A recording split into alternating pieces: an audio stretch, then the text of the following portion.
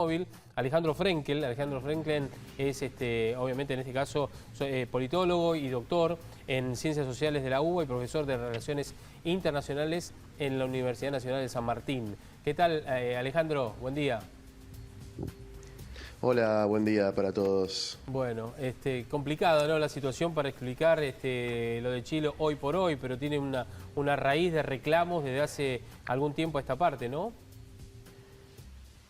Sí, podría decirse que es el emergente de una especie de descontento social que ya lleva largos años en Chile y tiene que ver con la propia configuración de la sociedad y la economía chilena, en donde si bien Chile ha tenido un fuerte crecimiento en las últimas décadas, con una fuerte reducción de la pobreza e incluso también de la desigualdad,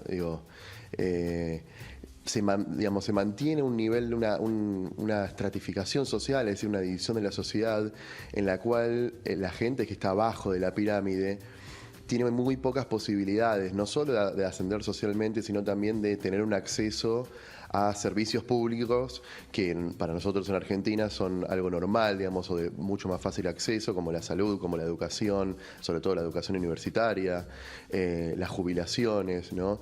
Entonces, diría que esto es algo que excede al gobierno de Piñera, pero que también el gobierno de Piñera no ha sabido atender, y sobre todo a partir de esta medida del aumento del transporte, que además también es significativa, porque es un aumento que fue determinado por un comité técnico, ¿no? Con lo cual también pone en cuestionamiento una visión tecnocrática de la gestión, de la política y de la economía, ¿no? Y muchas veces las consecuencias que esto trae. Diría que es una crisis que el gobierno no previó, ni se le ocurrió que podía llegar a suceder, pero que sí dentro de la sociedad y la economía chilena había señales que podían dar a entender que podía llegar a haber, no sé si un estallido de este tipo, pero sí un ciclo de protestas bastante marcado. Porque también la anterior presidenta, Michelle Bachelet, más de centroizquierda, ¿no? Incluso con una mirada más social, también tuvo fuertes protestas, muy marcadas por el protagonismo de los estudiantes, por medidas vinculadas a lo mismo, ¿no? Es decir, al acceso a determinados servicios, como puede ser la educación privada, la educación universitaria o el tema del transporte, ¿no? Todo, digamos, en un contexto en el cual vivir hoy, sobre todo en Santiago de Chile, es muy costoso y el transporte para muchos sectores de la sociedad representa una parte importante del salario. Claro, exactamente. Yo estaba pensando en lo que había mencionado en la jornada de ayer Maduro, respecto del foro de San Pablo. No sé si estás al tanto de lo que dijo en las últimas horas Maduro respecto del foro de San Pablo. Bueno, dijo ayer, para aquellos que no lo han escuchado, no lo han visto, dijo, bueno, se está produciendo lo que hemos acordado en el foro de San Pablo, no puedo hablar mucho más, pero estamos mejor de lo que pensábamos en esta situación, hablando de la situación de Chile, hablando de la situación obviamente de Ecuador, de Nicaragua, bueno, de las elecciones que están por venir aquí en la Argentina, en Uruguay y demás, digo, ¿no? Como una interpretación daban algunos analistas y ponía el énfasis en esto en la Corte Suprema, en el exilio de Venezuela, que decía, atención con lo que han acordado en San Pablo, porque esta escalada de violencia puede tener algo que ver con eso. Mira, yo la verdad lo dudo que tenga que ver con eso por dos razones principales. Primero porque, como te decía, esto en Chile no es algo nuevo. El gobierno de Bachelet también tuvo protestas vinculadas a temas parecidos, ¿no? Por tres razones, sumaría otra que tiene que ver con la situación interna de Chile. En segundo lugar, que no ha sido solo una protesta protagonizada por estudiantes o sectores de izquierda, si se quiere. Es una protesta a la cual se ha plegado buena parte de la clase media y otros sectores sociales de Chile, perdón, con lo cual... Perdón que te interrumpa. A ver, Sí. La protesta es lógica y uno lo entiende. Ahora, destruir 70 estaciones de subte, incendiar supermercados, destruir automóviles, prender fuego edificios, atacar el diario El Mercurio, digamos, un análisis, no digo el tuyo, pero un análisis en materia de seguridad y violencia, escalada de violencia que es preocupante. Acá hay algo que se está buscando, no sé si desde Maduro o de donde sea, o desde el propio Chile, Te digo, algo se está buscando con esto, ¿no? Por la forma. Sí, bueno, a ver, claramente las cuestiones del vandalismo, bueno, no se pueden justificar, Sí, pero tampoco me parece que haya sido la tónica mayoritaria de las personas.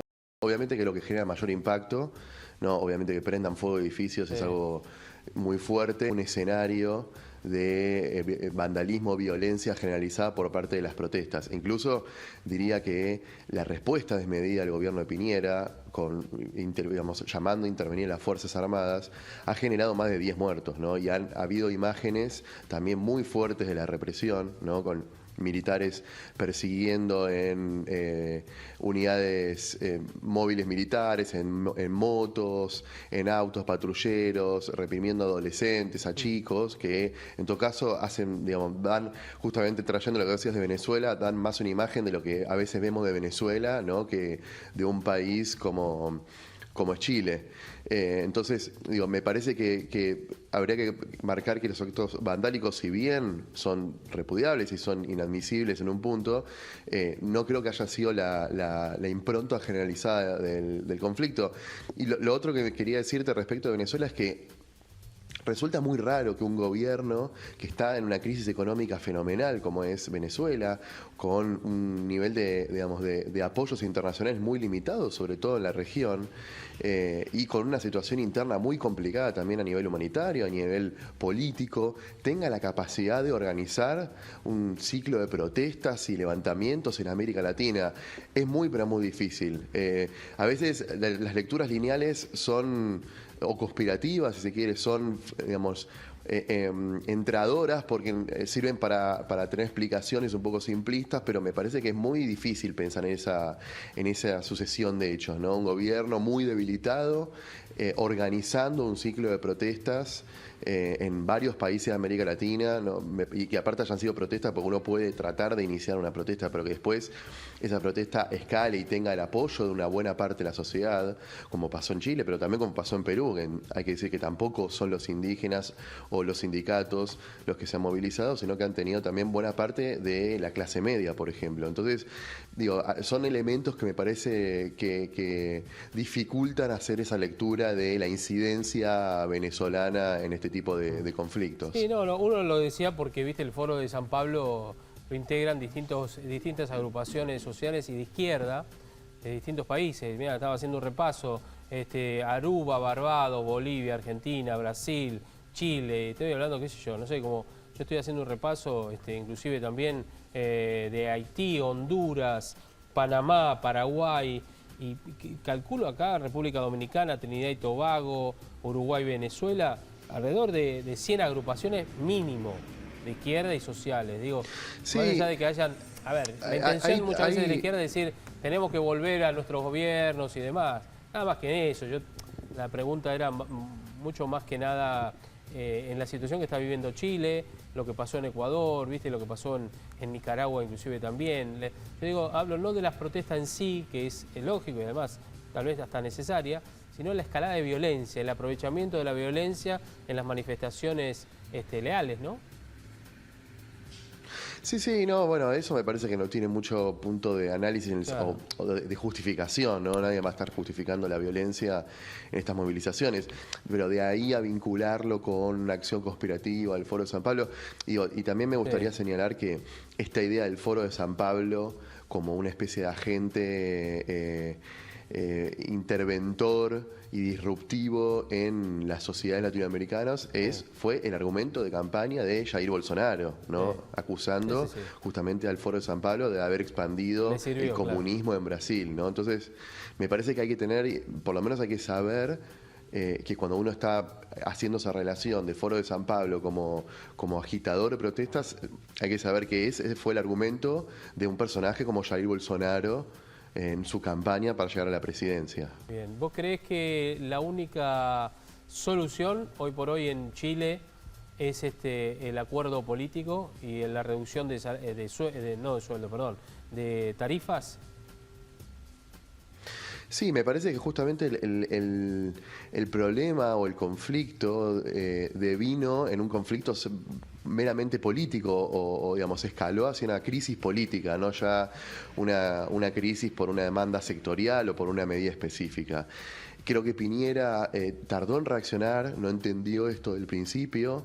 Y a partir de ayer a la noche y hoy a la mañana, con el llamado al diálogo y con el llamado que iba a presentar una agenda legislativa con una serie de reformas, me parece que entendió que justamente la solución a esto es una salida política para desactivar el conflicto, que además hay que agregar un elemento importante, que es que el mes que viene Chile va a organizar la cumbre del Foro de Asia-Pacífico, ¿no? Una cumbre multilateral que, entre otros, integra a Estados Unidos, integra a China, integra a Rusia. O sea, se supone que Putin, Xi Jinping y Donald Trump tendrían que viajar a Chile el mes que viene, con lo cual también Piñera en ese sentido está apurado y está necesitado de pacificar la situación, ¿no? Para poder, primero para poder celebrar la cumbre, ¿no? Y además, una vez si efectivamente se lleva a cabo la cumbre, para poder mostrar un país en paz, ¿no? En orden, estable, con el conflicto resuelto. Y después, además de la cumbre del Foro de Asia-Pacífico, está la cumbre COP, la cumbre sobre el cambio climático de Naciones Unidas, que también va a ser una cumbre muy mirada a nivel internacional por, sobre todo, la cuestión de la agenda ambiental que tuvo, ¿no? El protagonismo a partir de Greta en la última reunión, la cumbre de la Asamblea General de Naciones Unidas. Tal cual. Bien. Alejandro, muchísimas gracias por este contacto, por esta charla en la mañana. No, por favor, un placer. Muchas gracias. Alejandro Frenkel, analista político y por supuesto también uno de los profesores